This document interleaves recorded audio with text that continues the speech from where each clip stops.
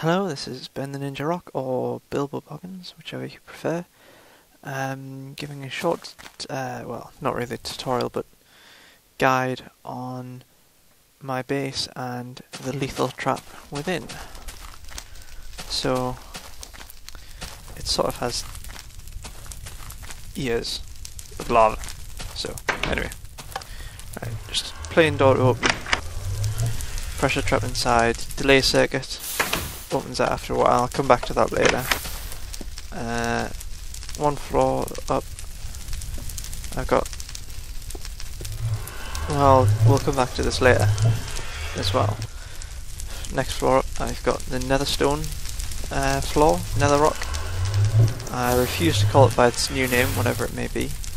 And access to the trap from above. Above that, I've got a whole floor of Nether Rock, obsidian. And no, before you say it, before you ask, I don't have, I can't spawn items. This is just from making a mold out of dirt, pouring lava in, and then pouring water on top. Quite a few trips. And of course above that I have the lava observatory thing with the ears. Don't know what made me design this, but hey, it's there. On the next floor down I've got a waterfall type thing, so I can just drop down and land on there whenever I want to, and then drown. Right, so we're just going to go back in and have a look at what's in the basement.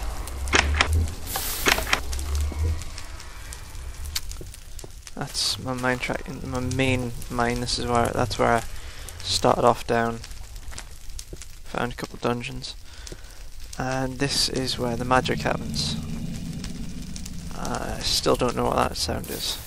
Anyway, what we've got here is the circuit that activates the trap that I shall show you after I've shown you the trap itself. Right, that block above that block's where the door is. So where the pressure pad is, so once that's stepped on, it comes across here, down here, onto this inverter. This inverter then sends a signal across down to be invert again. It passes down here through a booster, since the redstone wires can only carry 15 gaps worth of power, 15 blocks worth of power. Goes even further down, and this is where the major delay comes in. Each one of these torches takes a tiny amount of time to switch, but with enough of them, each torch activates the one above it. So if you have enough, it can produce a big enough delay. This is another booster. This is the second column of redstone torches. This is just another booster because I noticed the wire was running out pretty much straight before that torch. So I've got that running up here, which runs back through here, is inverted and goes into the iron door there. Now, the clever bit about this is that when that pressure plate is activated, it goes to here, gets inverted, and then goes along here into this OR gate. Now, the OR gate is there so that when that wire is active and that wire is active, it's on. When that wire is active, that one's not active, it's on. Whilst that wire is active and that one isn't, it's still on. When neither of them are active, neither of them are on, the output from this is negative, is off.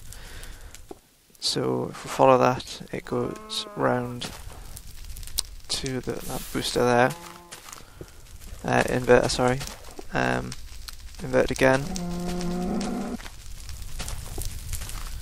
It's a bit of a maze, this.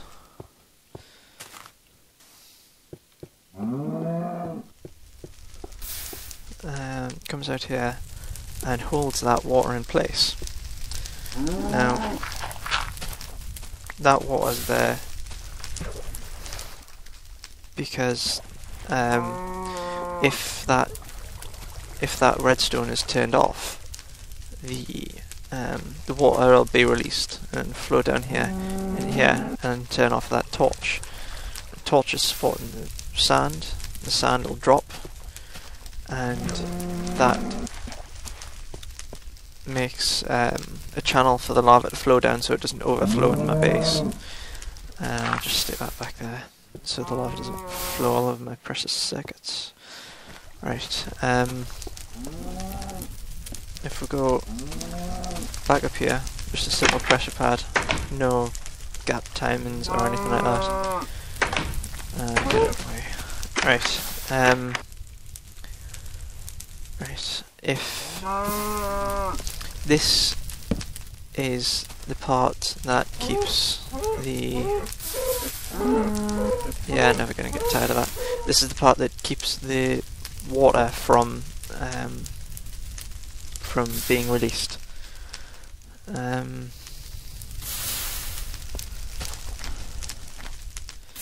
a pain, I can't get that back.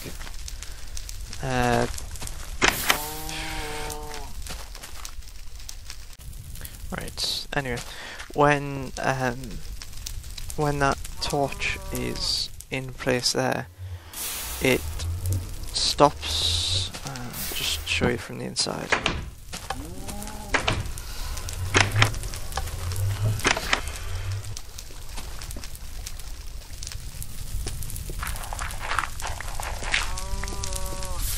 It keeps that on.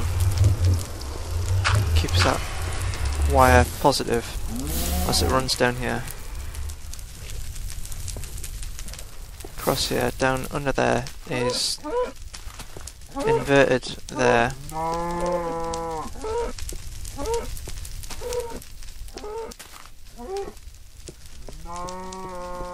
So that's where the output of that is. Gets inverted again, goes up to be one of the inputs of the OR gate. So if there's if the torch is there, that input will be positive, which means whatever that one is, that signal is, this will always be positive, keeping the water there. But if that isn't there, as soon as someone stands on the pressure plate, that input is gone. So both of them will be off. So this track of redstone is turned off, releasing the water flowing there.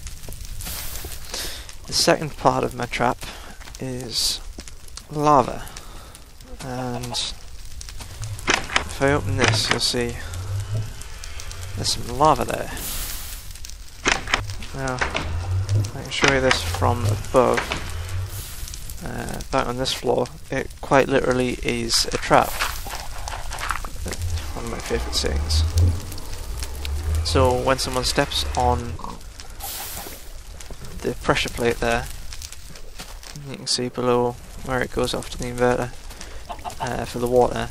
It also branches off up here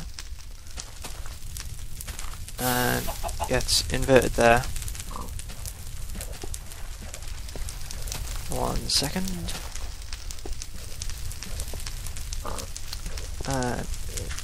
Is projected across here and goes in the lava, holding it in place.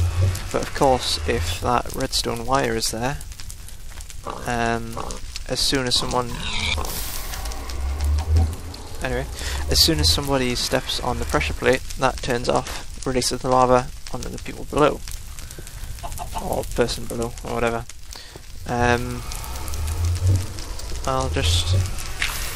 That's basically it. this bit lets us refill it without having to move anything, but sometimes it's just easier to dig through there and to clear it out. I will show you how it works. Now, the clever thing about this trap is that the bits to turn it off aren't immediately obvious. I mean, yeah, you can see them, but would you not have thought that that was more decoration or something? But all I need to do to activate the trap is to remove those torches, and I can maybe light that on fire so nobody notices anything. If I do the same with this one, you wouldn't suspect anything, would you? So if I just put those down, walk in, we'll see what happens. Right, importantly here, you press it down, but the sand moves out the way before the door opens, and you can immediately see the lava coming down to kill me, with absolutely no escape. And to make it habitable again, to make it clear to walk through, all you need to do is pick up a bit of dirt,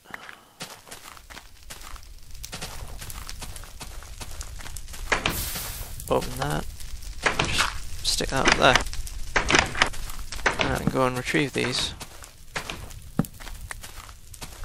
Put out these fires.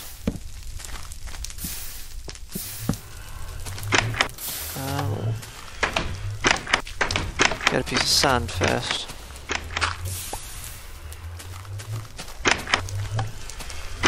Plonk that in there. And walk right in.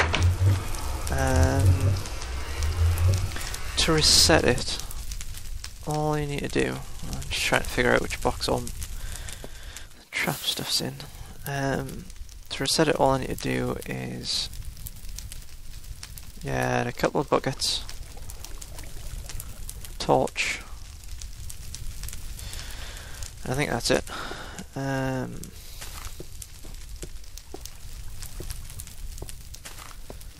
Pick up the water from there, dig through all the sand, put the torch there, pile of sand on top of it,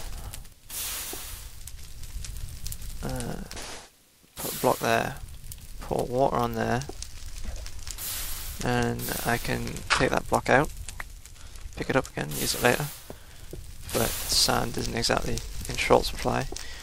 Then move up to the trap room, or even the room above it. Pick up the lava, wait for it to drain a bit. Yeah. Take out that blockage. Oh.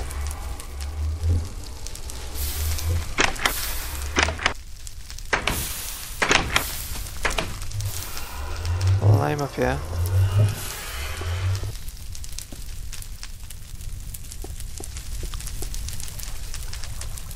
Put that onto there.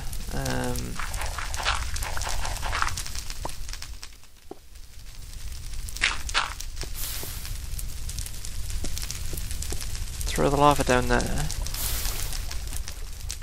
and then dig that up. And the last thing to do is to cover up the hole left by the sand. And that's the trap completely reset. And just to add to the effect, set fire to those, and ready to start again. So, that's pretty much the rundown of that. If I get enough requests, I might share the world, but it's something I spent quite a while doing, so I would have to get quite a few requests. Alright, goodbye.